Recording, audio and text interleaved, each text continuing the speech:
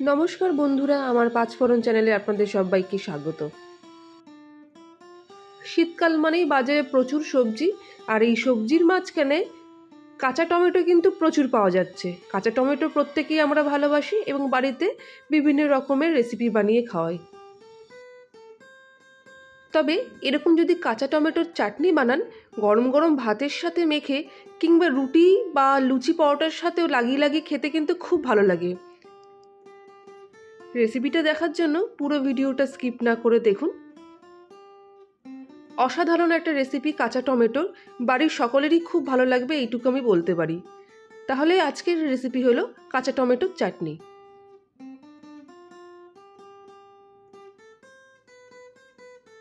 এখানে আমি 4টে মতন কাঁচা টমেটো ভালো করে ধুয়ে নিয়েছি, বোটাটাকে ফেলে দিলাম। এরপর আমি এটাকে কেটে নেব ঠিক এইভাবে। মাঝ বরাবর কেটে বোটার দিকের শক্ত অংশটা তিনকোনাভাবে ফেলে দিয়ে তারপর কাঁচা টমেটোকে আলু ভাজার মতন কুচিয়ে কুচিয়ে করে নিতে হবে। এইভাবে প্রত্যেকটা কাঁচা টমেটো লম্বা লম্বা স্লাইস করে কেটে নিতে হবে। তবে বোটার দিকে শক্ত অংশটা অবশ্যই ফেলবেন, ওই বোটার অংশটা কিন্তু একটা বাজে গন্ধ ছাড়ে, যেটা রেসিপিটা পুরোটাই নষ্ট হয়ে যায়। এটা শুধু কাঁচা টমেটো রান্নার ক্ষেত্রে নয়, আপনারা যদি পাকা টমেটো যে রান্নায় ব্যবহার করেন সেই ক্ষেত্রেও কিন্তু বোটার শক্ত অংশটা ফেলে দেবেন। এইভাবে আমি প্রত্যেকটা টমেটো কেটে নেব।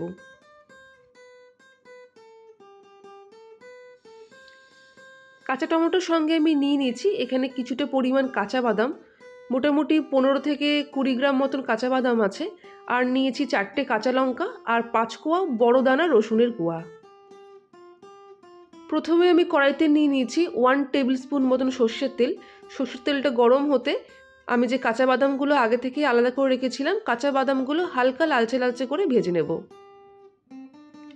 গ্যাসের আঁচ মিডিয়াম রাখবেন, হাই ফ্লেমে রাখলে কাঁচা বাদামগুলো পুড়ে উঠবে, প্রপারলি ভেতরটা ভাজা হবে না।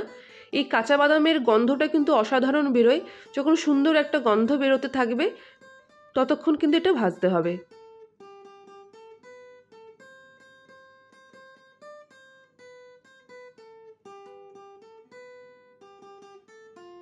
কাঁচা বাদামটা ভালো করে ভাজা হয়ে গেলে আমি দিয়ে দেবো এর মধ্যে 1 চামচ মতন গোটা জিরে। গোটা জিরেটাও কাঁচা বাদামের সঙ্গে 1-1.5 সেকেন্ড মতন ভেজে নিতে হবে।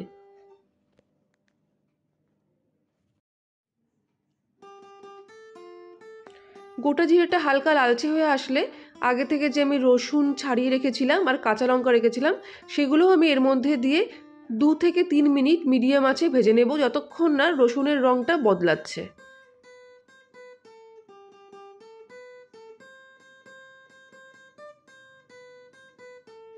দেখতে পাচ্ছেন রসুন আর কাঁচা লঙ্কাগুলো বেশ হালকা ভাজা ভাজা হয়েছে। ঠিক এই সময় যে আমি আগে থেকে কাঁচা টমেটোগুলো কেটে রেখেছিলাম সেগুলো দিয়ে দেবো। কাঁচা টমেটো দেওয়ার পর গ্যাসের ফ্লেম আপনারা বাড়াতে পারেন, কোনো অসুবিধা নেই।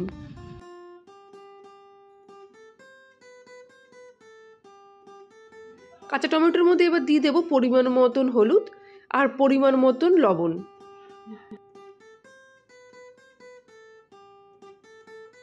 লবণ আর হলুদ দিয়ে হাই ফ্লেমেই কাঁচা টমেটোগুলোকে ভালো করে ভেজে নিতে হবে।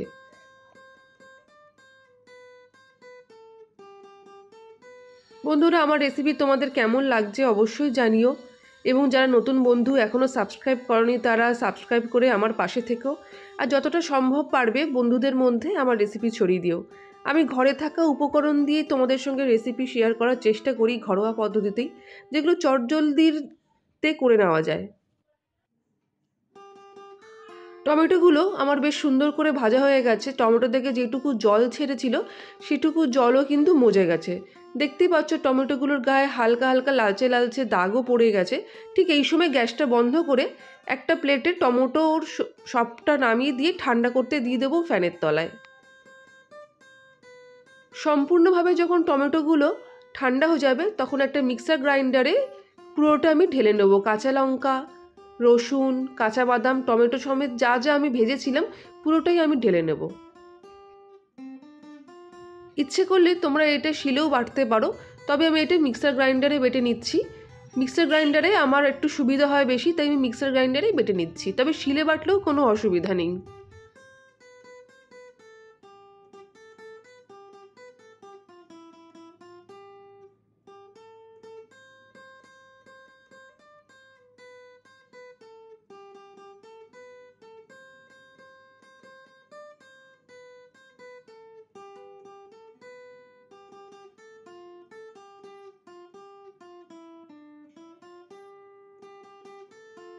লক্ষ্য রাখতে হবে এই পেস্টটা যেন একদম মিহি ফাইন পেস্ট হয়। এরপর আমি যে কড়াইতেই টমেটোগুলো ভেজেছিলাম সেই কড়াইতেই আবারও 1 টেবিল স্পুন মতন সর্ষের তেল দিয়ে একটা শুকনো লঙ্কা মাঝখান থেকে চিড়ে ভেজে নেব।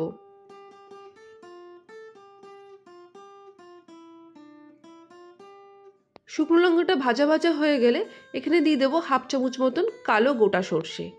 গোটা সর্ষেটার থেকেও সুন্দর যখন গন্ধ বেরোবে তখন আমি যেই টমেটো পেস্টটা আমি বানিয়ে রেখেছিলাম সেই টমেটো পেস্টটা আমি পুরোটা এর মধ্যে ঢেলে দেবো।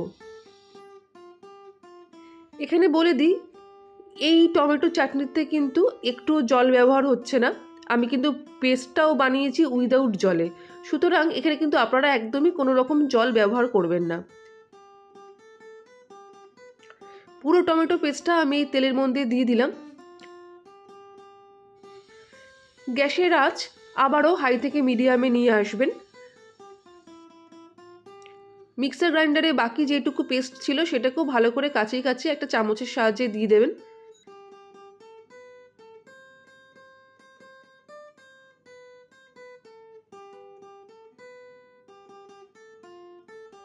খুব ভালো করে মিডিয়াম আঁচে এই টমেটো পেস্টটাকে ভেজে নিতে হবে।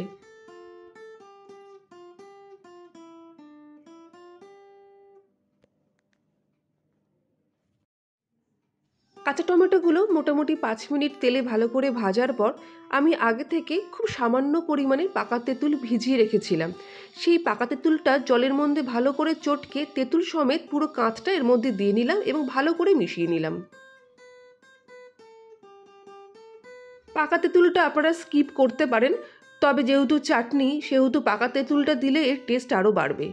পাকা তেঁতুলটা দেওয়ার পর এতে দিয়ে দেবো পরিমাণ মতন লবণ, আর দিয়ে দেবো এখানে 2 চামচ মতন চিনি। যেহেতু কাঁচা টমেটোর চাটনি সেহেতু চিনি নুন মিষ্টি যাতে ইকুয়াল হয় সেদিকে লক্ষ্য রাখবেন। হাইব্রিডের কাঁচা টমেটো হলে টক ভাবটা কম হয়, সেক্ষেত্রে কিন্তু তেঁতুল গোলাটা দিতেই হবে, নাহলে প্রপার টেস্ট আসবে না। তবে অনেক সময় দেশি টমেটো বাজারে পাওয়া যায়, সেগুলো টক ভাবটা বেশি, সেই সময় কিন্তু আপনারা তেঁতুল গোলাটা অ্যাভয়েড করতে পারেন। দেখতেই পাচ্ছেন আমার কাঁচা টমেটোর চাটনি একদম অনেকটা শুকিয়ে এসছে, ভাজতে ভাজতে রঙটাও চেঞ্জ হয়ে গেছে। এটা গরম গরম ভাতের সাথে মেখে খেতেও খুব যেরকম ভালো লাগে, তেমন লুচি পরোটার সাথেও কিন্তু লাগিয়ে লাগিয়ে খেতে খুবই ভালো লাগে। আপনারা অবশ্যই বাড়িতে একবার ট্রাই করবেন এবং বাড়ির সবাইকে খাওয়াবেন, নিজেরাও খাবেন এবং কমেন্টে জানাবেন আমার এরকম কাঁচা টমেটোর চাটনি আপনাদের কেমন লাগলো। আমি আমার রান্নার ইনগ্রেডিয়েন্টস সব ডেসক্রিপশন বক্সে দিয়ে দিই, সেখানে গিয়ে অবশ্যই দেখে দেবেন। আর ঘরোয়া পদ্ধতিতে রান্না করা ঘরোয়া রান্নার বিভিন্ন রেসিপি আমার চ্যানেলে রয়েছে, সেগুলো কিন্তু দেখতে ভুলবেন না।